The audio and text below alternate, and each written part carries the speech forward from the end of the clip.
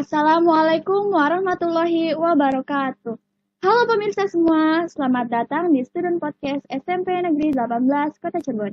Kembali lagi dengan saya, Ocha Agustin Pratiwi dari kelas 9A yang akan menjadi host pada podcast hari ini. Di depan saya sudah ada narasumber dari Badan Penanggulangan Bencana Daerah Kota Cirebon. Langsung saja kita sambut Bu Mela. Halo, Assalamualaikum. Assalamualaikum Ocha, selamat siang. Sebelumnya mau nyapa Sobat Tangguh dulu ya. Kita biasanya menyebut masyarakat itu sebagai Sobat Tangguh. Halo Sobat Tangguh, dimanapun berada. Sebelumnya perkenalkan dulu. Nama saya Mela Fitriani Prawita. Saya adalah penyuluh bencana di Badan Penanggulangan Bencana Daerah Kota Cirebon. Bertugas sejak Desember 2020. Berarti tahun ini adalah tahun keempat saya di BPBD. Mungkin itu, Cak. Baik pemirsa, sebelum kita ngobrol lebih lanjut, mari kita simak terlebih dahulu tayangan video berikut.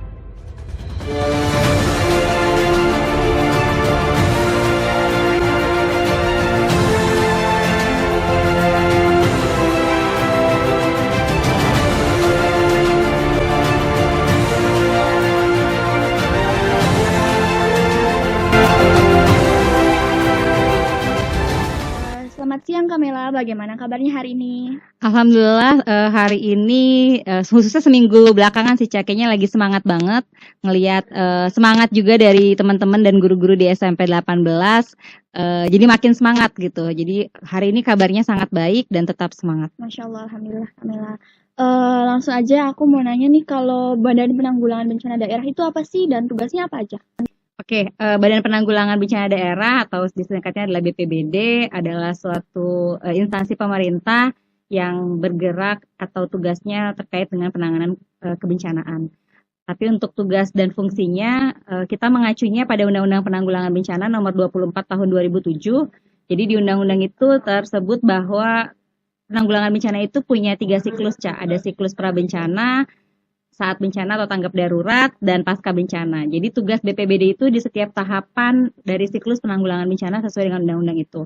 Contohnya seperti di tahap prabencana yang dilakukan oleh BPBD, khususnya di BPBD Kota Cirebon, beberapa kegiatannya seperti sosialisasi edukasi, kemudian penyuluhan, kemudian kita ada kegiatan KIE secara tatap muka, tadi penyuluhan, sama ada seperti pemasangan rambu-rambu dan papan informasi khususnya di daerah-daerah rawan banjir di Kota Cirebon. Kita juga ada pembentukan kelurahan tangguh bencana. Dari 22 kelurahan yang ada di Kota Cirebon, per tahun 2024 ini Kota Cirebon sudah mempunyai 11 kelurahan tangguh bencana.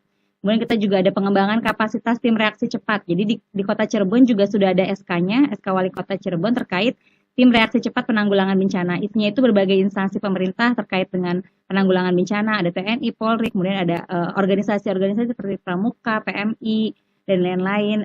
Itu kita kembangkan kapasitas setiap tahun. Itu yang dilakukan di prabencana. Kemudian selain itu kita juga ada penyusunan beberapa dokumen, Cak. Jadi dilakukan sebelum bencana seperti dokumen kajian risiko bencana, dokumen rencana penanggulangan bencana, dan tahun ini kita bikin dokumen rencana kontingensi khusus bencana banjir. Jadi itu beberapa kegiatan yang kita lakukan di prabencana. Kalau di tanggap daruratnya jelas kita melakukan upaya-upaya seperti pencarian pertolongan, evakuasi korban, pemenuhan kebutuhan dasarnya apa ketika terjadi bencana dan lain-lain. Mungkin itu yang kita lakukan.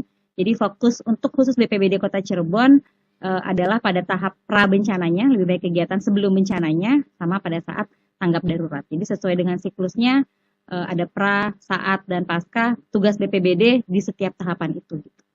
Kalau alamat kantornya ada di mana, Kak? Alamat kantornya di Jalan Citra Remaja nomor 17A, tepatnya di belakang SMP 4, Ca. Jadi kalau Ocha masuk Jalan Pemuda, SMP 4 itu masuk, nah kantor kita tepat di belakang sekolah SMP 4. Jadi boleh kapan-kapan kalau Ocha atau sobat tangguh yang lain yang mau main, boleh kami dengan senang hati akan menyambut. Kira-kira kalau dari sini lumayan jauh nggak, Kak? Enggak sih, kalau dari sini nggak lumayan jauh, nggak jauh lah, deket ya, paling 10-15 menit lah, Ca.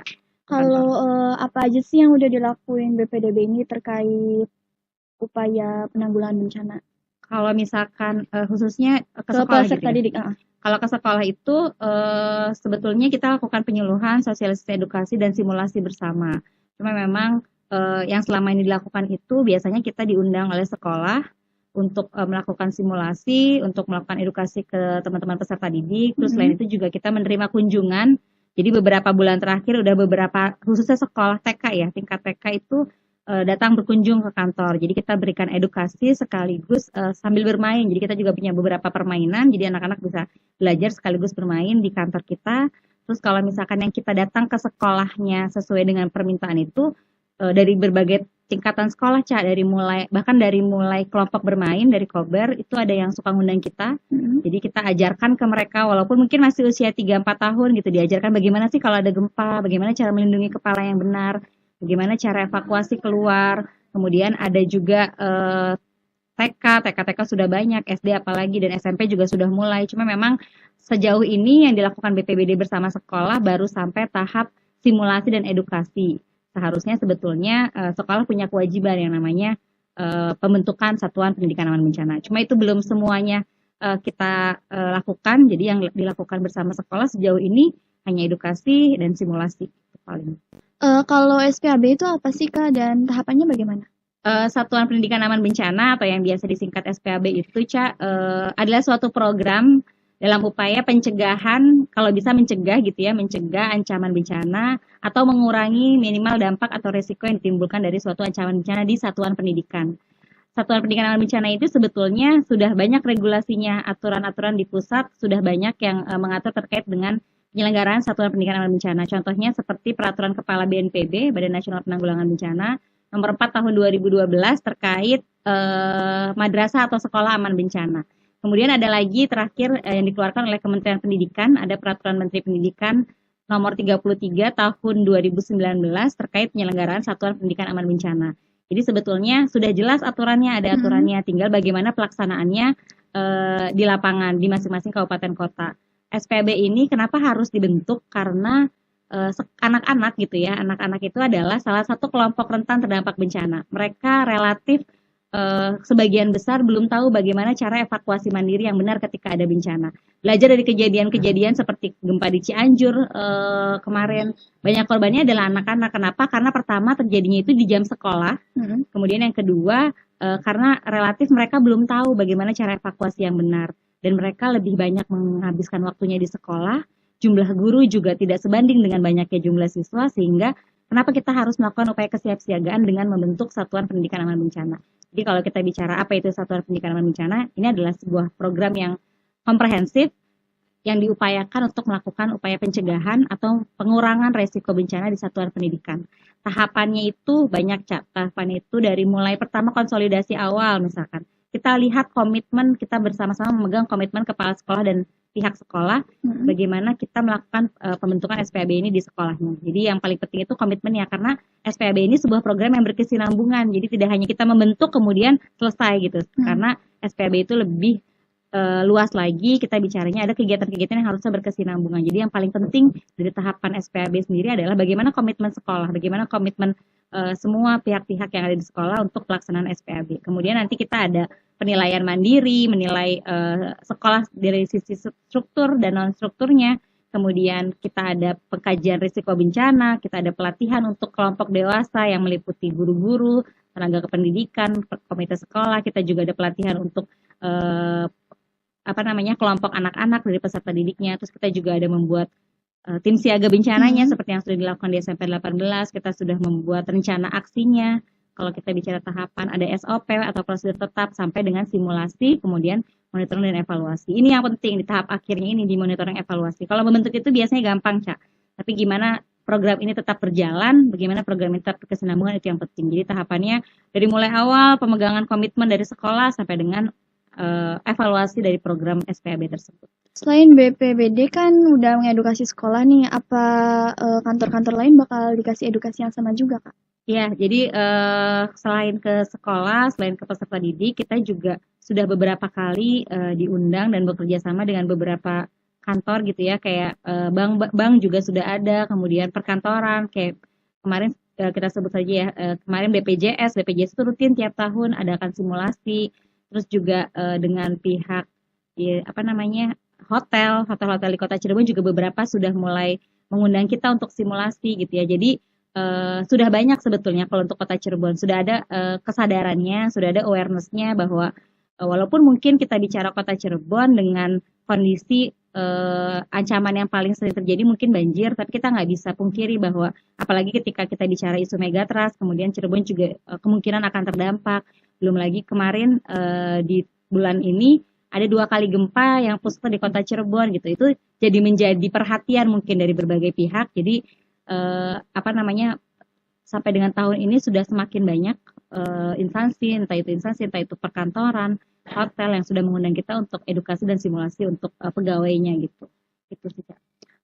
Bencana kan bukan hanya bencana alam ya, Kak, ada juga kayak misalnya bencana masyarakat tuh tawuran gitu. Nah, kiprah yang dilakukan BPDB untuk menghadapi bencana tersebut itu apa? Ya, betul, Cak. Jadi kalau kita bicara klasifikasi bencana, kalau berdasarkan Undang-Undang Penanggulangan bencana itu dibagi menjadi 3. Jadi ada bencana alam yang terkait dengan alam, kemudian yang kedua bencana non alam, ini karena faktor non alam kayak kecelakaan pesawat, kecelakaan transportasi, ledakan pabrik, kebakaran dan lain-lain. Dan yang ketiga ada namanya bencana sosial yang disebabkan oleh faktor manusia, salah satunya tawuran. Kalau kita bicara apa yang dilakukan BPBD di bencana yang sosial ini, sebetulnya kita juga punya beberapa kegiatan yang sudah dilakukan. Tapi khusus untuk tawuran, memang sejauh ini yang kita lakukan hanya melakukan pendataan, Cap. Pendataan kita bekerja sama dengan Polri, Polres, kita lakukan pendataan mana saja daerah yang rawan dilakukan tawuran gitu ya.